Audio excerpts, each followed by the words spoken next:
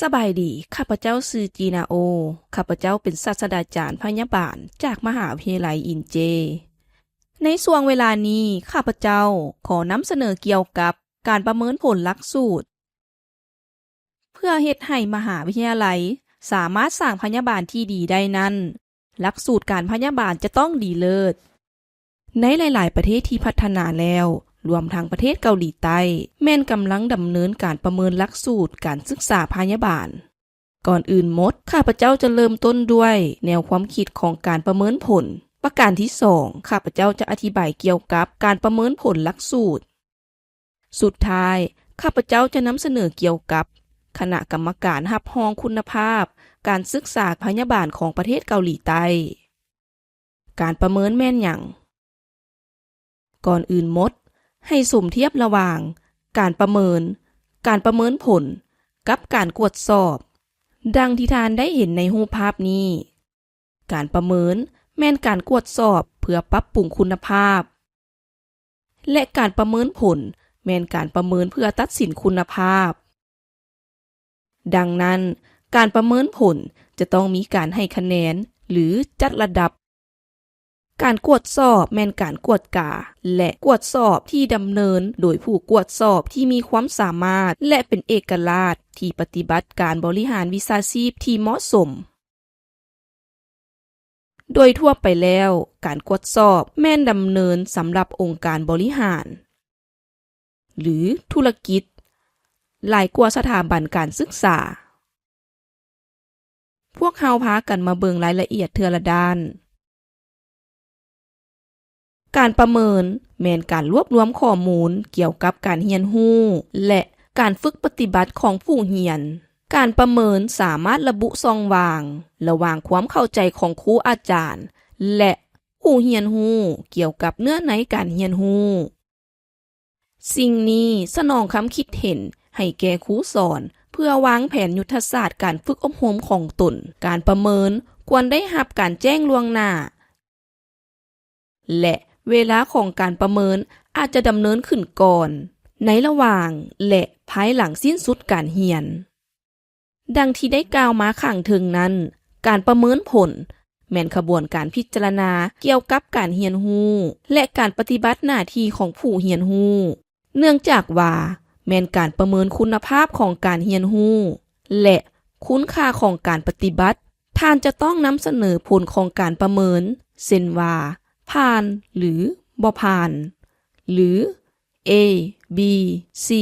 และอื่นๆการตรวจสอบแม่นการสืบสวนและกวดกาปัญหาที่เกี่ยวข้องกับกฎระเบียบพฤติกรรมของสมาชิกและการเฮ็ดเวียกและผู้ตรวจสอบดำเนินการสืบสวนความถูกต้องของหัวข้อและ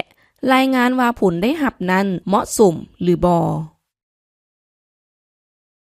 หลักฐานของข้อมูลเฉพาะจะได้รับการรวบรวมและประเมินเพื่อกำหนดว่าข้อมูลนั้นตรงกับมาตรฐานหลายปานใดและแจ้งให้รับรู้ตอนนี้ท่านสามารถแยกระหว่างการประเมินผลและการตรวจสอบได้หรือบ่ดังนั้น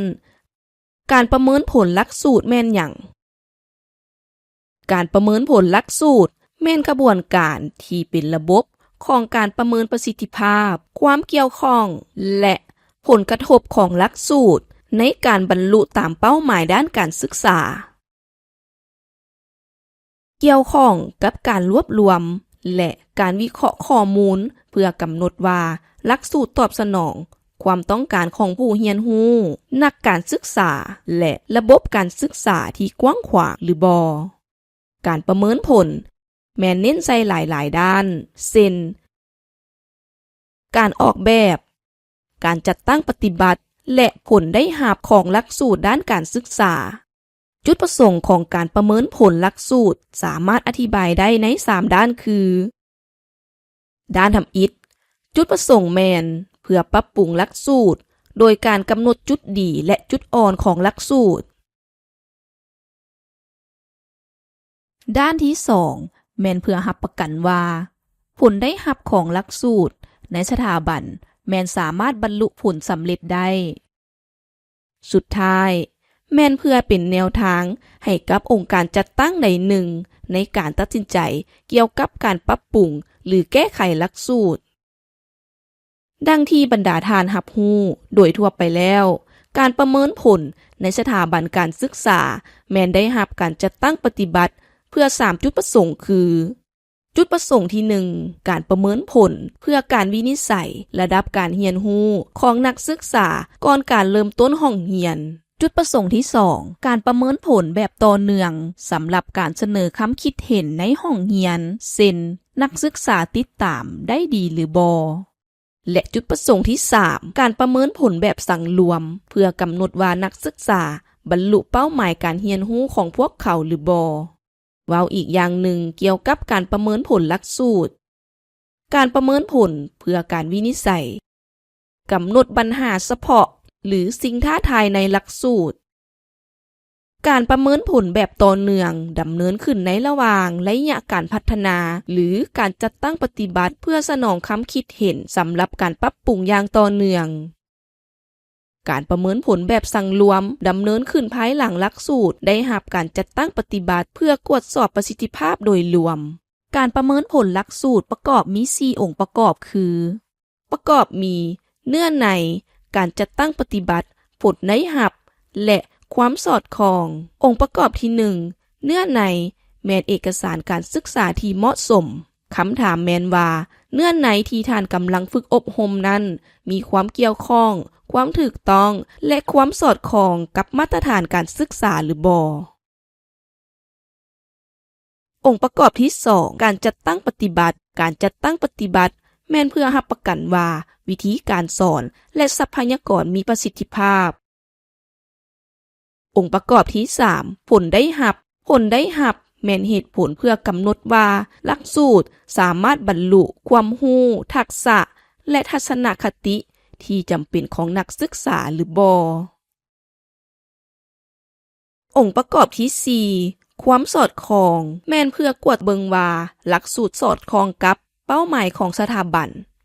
ความต้องการทางสังคมและความต้องการของผู้เรียนหรือบ่ซึ่งประกอบมีหลายวิธีในการประเมินผลหลักสูตรโดยรวมมีการสำรวจการสัมภาษณ์ข้อมูลการปฏิบัติของนักศึกษาการสังเกตโดยกลุ่มหรือคำคิดเห็นจากภายนอกก่อนอื่นแม่นการรับเอาคำคิดเห็นจากนักศึกษาครูสอนและผู้มีส่วนร่วมอื่นๆเกี่ยวกับหลักสูตรและสภาพแวดล้อมการศึกษาโดยผ่านการสำรวจเป็นเอกสารการสัมภาษณ์ส่วนบุคคลหรือการสัมภาษณ์กลุ่มเป้าหมายต่อไปนี้แม่นการวิเคราะห์ผลการสอบสิ่งและผลการเรียนโดยใช้ข้อมูลการปฏิบัติของนักศึกษาการกวดสอบอัตราการผ่านการสอบสิ่งเพื่อขอใบอนุญาตประกอบวิชาชีพพยาบาลระดับชาติหรืออัตราการมีเวียกเฮ็ดงานทำของนักศึกษาที่จบการศึกษาแม่นวิธีหนึ่งในการประเมินผลการปฏิบัติของสถาบันการศึกษาและการสังเกตโดยกงแม่นวิธีที่ดีในการสังเกตเบิ่งกิจกรรมของครูสอนและนักศึกษาในห้องเรียนที่มีการเรียนทฤษฎีหรือภาคปฏิบัติตัวจริงดังนั้นผู้ประเมินผลภายนอกดำเนินการประเมินทักษะหลักการปฏิบัติการพยาบาลของนักศึกษาโดยกงในพื้นที่ของโรงเรียนสุดท้ายสะท้อนคืนให้เห็นถึงคำคิดเห็นของผู้เชี่ยวชาญหรือผู้ทบทวนภายนอกในประเทศเกาหลีใต้สถาบันการศึกษาพยาบาลทั้งหมดแม้นได้รับการประเมินผลในทุกๆ5ปีโดยคณะกรรมการประเมินผลภายนอกที่เป็นมืออาชีพข้อดีของการประเมินผลหลักสูตรมีดังนี้ข้อดีทำอิฐ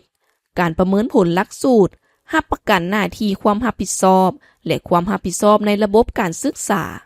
ข้อดีที่2ครูสอนส่งเสริมการปรับปรุงการเรียนรู้อย่างต่อเนื่องโดยผ่านการสะท้อนและการพัฒนาตนเองข้อดีสุดท้ายช่วยในการจัดสรรพื้นฐานโครงสร้างและทรัพยากรของสถาบันการศึกษาให้มีประสิทธิภาพหลายยิ่งขึ้น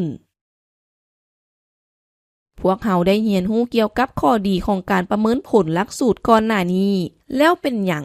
การรับรองคุณภาพสำหรับการศึกษาพยาบาลจึงมีความสำคัญก่อนอื่นหมดเป็นการปรับปรุงความน่าเชื่อถือของสถาบันการศึกษาพยาบาลกล่าวอีกอย่างหนึ่งการรับรองคุณภาพแม่นแสดงให้เห็นถึงคุณภาพของการศึกษาพยาบาลและสร้างความไว้เนื้อเชื่อใจในบรรดานักศึกษาผู้ปกครองและแขนงการสาธารณสุขต่อมาแม่นรับประกันด้านคุณภาพในหลักสูตรการศึกษาพยาบาลมีหลายๆประเทศที่พัฒนาแล้วดำเนินการรับรองคุณภาพสำหรับหลักสูตรพยาบาลในระยะ 5 ปีซึ่งเป็นการพิสูจน์ถึงความดีเลิศของการรับรองในรูปแบบดังกล่าวและในขณะที่บ่ได้รับการรับรองสำหรับ 5 ปีแต่ 3 ปีหรือ 1 ปีสถาบันการศึกษาก็จะประเสริญกับความยุ่งยากในการดำเนินเวียกงานกล่าวอีกอย่างหนึ่งการขาดการรับรองคุณภาพเฮ็ดให้เกิดความท้าทายที่สำคัญต่อการดำเนินงานในกรณีของประเทศเกาหลีใต้นักศึกษาอาจจะถูกห้ามบ่ให้เข้าสอบเสิ่งเพื่อขอใบอนุญาตประกอบวิชาชีพพยาบาลระดับชาติหรือโรงเรียนพยาบาลอาจจะถูกบังคับให้ปิดลงในที่สุดเหตุผลที่ 3 ว่าเป็นหยังการรับรองคุณภาพสำหรับการศึกษาพยาบาลจึงมีความสำคัญแม้นเพื่อสุกยูการปรับปรุงสถาบันอย่างต่อเนื่องการรับรองคุณภาพที่มีเป้าหมายเพื่อรักษาและปรับปรุงคุณภาพของการศึกษาดังนั้นการรับรองจึงเป็นการให้ข้อมูลหรือการสนับสนุนสถาบันต่างๆเพื่อตอบสนองความต้องการในปัจจุบันและความต้องการจากสากลเหตุผลที่ 4 แม่นการเสริมสร้างความรับผิดชอบทางสังคมโดยการพัฒนาพยาบาลวิชาชีพจึงได้รับประกันว่าสถาบันการศึกษาปฏิบัติความรับผิดชอบของตนต่อสาธารณะและประกอบส่วนเข้าในภาคส่วนสาธารณสุขแห่งชาติในตอนนี้ข้าพเจ้าจะนำเสนอให้ทานรู้เพิ่มเติมเกี่ยวกับการประเมินผลหลักสูตรของคณะกรรมการรับรองคุณภาพการศึกษาพยาบาลของประเทศเกาหลีคาโบนีนี่แม่นเครื่องหมายหรือสัญลักษณ์ของคาโบนีเมื่อท่านเข้าเบิ่งหน้าเว็บไซต์ของคาโบนีท่านจะเห็นคำอธิบายนี้คณะกรรมการรับรองคุณภาพการศึกษาพยาบาลของประเทศเกาหลีคาโบนีจัดตั้งปฏิบัติระบบที่ได้รับการออกแบบมาเพื่อส่งเสริมการพัฒนาคุณภาพของการศึกษาพยาบาลและเพื่อสนับสนุนและคุ้มครองผลสำเร็จของนักศึกษาพยาบาลระบบนี้แม่นการประเมินผลและรับรองอย่างเป็นทางการว่าผลได้รับด้านการศึกษาการคุ้มครองหลักสูตรและเงื่อนไขด้านการศึกษาตอบสนองมาตรฐานที่กำหนดไว้โดยประเทศสังคมและวิชาชีพพยาบาลดังที่ท่านเห็นคาโบนีประเมินและรับรองผลได้รับของหลักสูตรการศึกษาการคุ้มครองหลักสูตรพยาบาลและสภาพแวดล้อมด้านการศึกษาแบบอัตวิสัยและแบบภาวะวิสัยคาโบนีแสดงให้เห็นจุดประสงค์ดังต่อไปนี้เพื่อกำหนดระบบการคุ้มครองคุณภาพด้วยตนเองสำหรับการศึกษาพยาบาลเพื่อกำหนดความรับผิดชอบสำหรับหลักสูตรเพื่อเพิ่มคุณภาพของการศึกษาพยาบาลเพื่อสนองข้อมูลที่น่าเชื่อถือให้แก่ผู้มีส่วนร่วมด้านการศึกษาพยาบาลและเพื่อรับประกันระบบการรับประกันคุณภาพสำหรับการศึกษาพยาบาลที่ตอบสนองมาตรฐานสากลรูปภาพนี้แม่นหลักการที่สำคัญของการรับรองคุณภาพการศึกษาพยาบาลที่คาโบนีตั้งเป้าหมายไว้คาโบนีเสนอให้สถาบันการศึกษาพยาบาลทั้งหมดในประเทศเกาหลีใต้ดำเนินระบบการศึกษาที่อิงใส่ผลได้รับดังนั้นจึงรับประกันได้ว่านักศึกษาได้รับการศึกษาและดำเนินการเรียนไปตามระบบ OBE และคาโบนี แนะนำให้หลักสูตรการพยาบาลได้รับการปรับปรุงอย่างต่อเนื่องสถาบันการศึกษาพยาบาลทั้งหมดต้องรับประกันว่ามีระบบ CQI และพวกเขาได้ดำเนิน CQI ตัวจริงการปรับปรุงคุณภาพอย่างต่อเนื่องสุดท้ายทุกๆสถาบันจะต้องเสริมสร้างความรับผิดชอบและความเป็นเอกลักษณ์ของมหาวิทยาลัยถึงแม้นว่าจะมีกฎระเบียบทั้งหมดเหล่านี้แต่ละมหาวิทยาลัยจะต้องคุ้มครองด้วยความเป็นเอกลักษณ์จำนวนขงเขตของการรับรองคุณภาพแม้นรวมมี6ขงเขตแต่ละขงเขตมีองค์ประกอบและรายการดังนี้ 1. จุดประสงค์ด้านการศึกษาและระบบการปฏิบัติงาน 2. หลักสูตรและผลได้รับการเรียนรู้ 3. การฝึกอบรมทางด้านคลินิกและการฝึกปฏิบัติตัวจริง 4. การสนับสนุนด้านครูอาจารย์และการบริหาร 5. สภาพแวดล้อมด้านการศึกษาและการสนับสนุนด้านการเงิน 6. และผลได้รับด้านการศึกษาประกอบด้วย6ขงเขตการประเมินผล14องค์ประกอบการประเมินและ27รายการประเมินพวกเฮาพากันมาเบิงรายละเอียดเทื่อละด้านขงเขตที่1จุดประสงค์ด้านการศึกษาและระบบการปฏิบัติงานคาร์โบนีประเมินว่าเป้าหมายการศึกษาสอดคล้องกับมาตรฐานระดับชาติและสากลหรือบ่และได้รับการจัดตั้งปฏิบัติอย่างเป็นระบบหรือบ่ฉะนั้นก่อนจะกำหนดจุดประสงค์การศึกษาควรนำเสนอผ่านบทรายงานหรือวารสารว่าได้ทบทวนเอกสารอ้างอิงใดๆขงเขตที่2หลักสูตรและผลได้รับการเรียนรู้คาร์โบนีจะทบทวนว่าการออกแบบและการจัดตั้งปฏิบัติหลักสูตรแม่นอิงใส่ผลได้รับที่คาดหวังหรือบ่และนอกจากนี้คาร์โบนียังคำนึงถึงอัตราเป้าหมายการสอบเส็งใบอนุญาตวิชาชีพพยาบาลระดับชาติและอัตราการจ้างงานขงเขตที่3การฝึกอบรมด้านคลินิกและการฝึกปฏิบัติตัวจริงคาร์โบนีประเมินว่า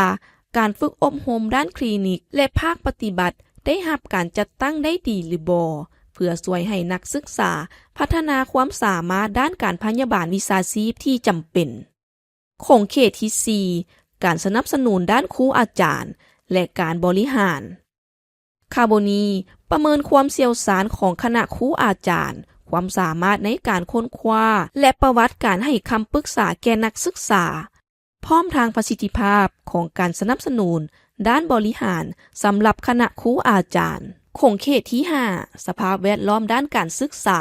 และการสนับสนุนด้านการเงิน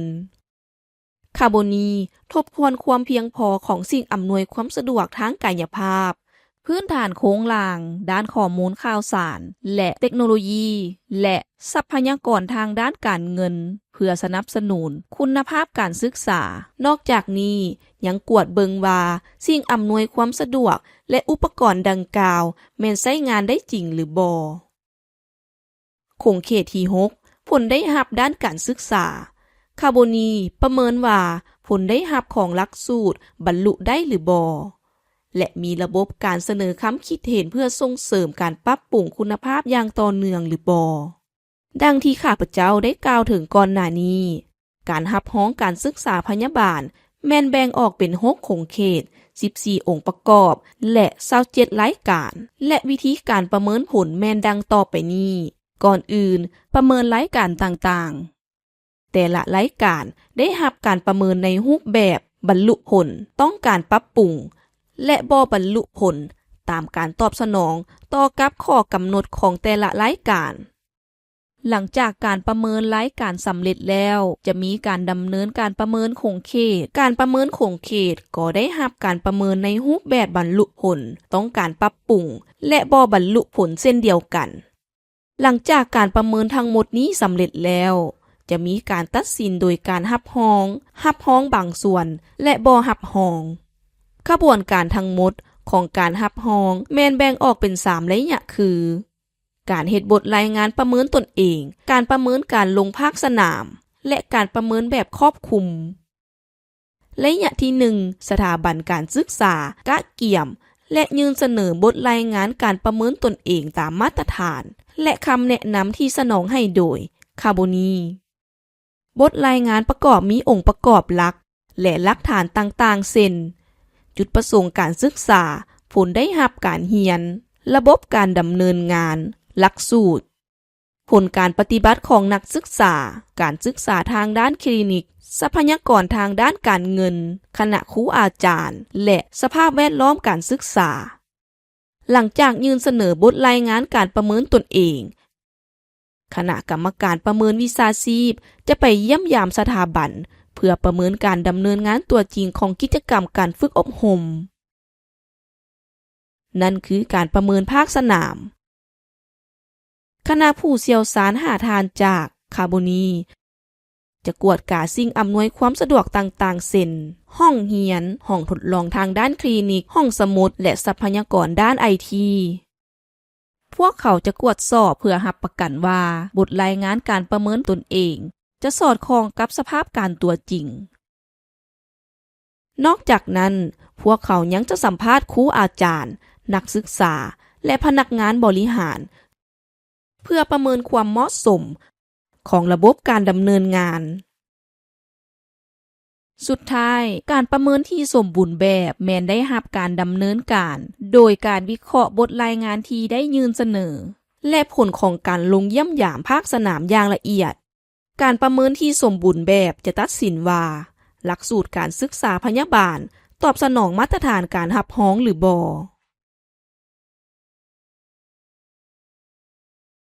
รูปภาพเบื้องซ้ายแม่นบทรายงานการประเมินตนเองของวิทยาลัยพยาบาลมหาวิทยาลัยอินเจ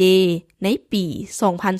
2024รูปภาพเบื้องขวาแม่นสถานที่ประเมินสำหรับการลงเยี่ยมยามภาคสนาม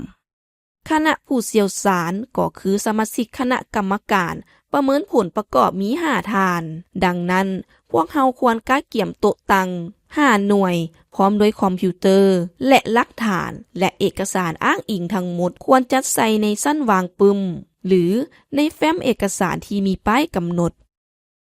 แน่นอนว่าถ้าหากสถาบันบ่ยอมรับผลของการประเมินการรับรองสถาบันแม้นสามารถเรียกร้องสิทธิ์ต่อคาร์โบนีได้หลังจากนั้นจะมีการจัดตั้งคณะกรรมการตัดสินขึ้นและดำเนินการพิจารณาคืนใหม่แต่ถึงอย่างใดก็ตามผ่านมาบ่ค่อยพบเห็นการที่ผลได้รับถูกเปลี่ยนแปลงหลังจากขั้นตอนการประเมินทั้งหมดสำเร็จแล้วสถาบันจะได้รับใบยั่งยืนมื้อหนึ่งข้าพเจ้าได้ศึกษาระบบการศึกษาพยาบาลในหลายประเทศทั่วโลกโดยได้รับการสนับสนุนจากธนาคารพัฒนาอาซี ADB เมื่อข้าพเจ้าได้ดำเนินระบบรับรองคุณภาพกำหนดคงเขตการประเมินองค์ประกอบและรายการต่างๆส่วนใหญ่แม่นคล้ายคือกันทั้งหมดนอกจากนั้นยังมีการสอบเสียงเอาใบอนุญาตประกอบวิชาชีพพยาบาลระดับชาติซึ่งเป็นวิธีเพื่อรับประกันคุณภาพของพยาบาลเช่นกันแต่ก่อนการสอบเสียงเอาใบอนุญาตประกอบวิชาชีพพยาบาลระดับชาติเป็นสิ่งที่สำคัญหลายที่จะประเมินและรับรองคุณภาพของหลักสูตรการศึกษาพยาบาลต่อกับความหมายดังกล่าวนั้นข้าพเจ้าหวังอย่างยิ่งว่าการบรรยายครั้งนี้จะมีความหมายสำหรับบรรดาท่านขอขอบใจ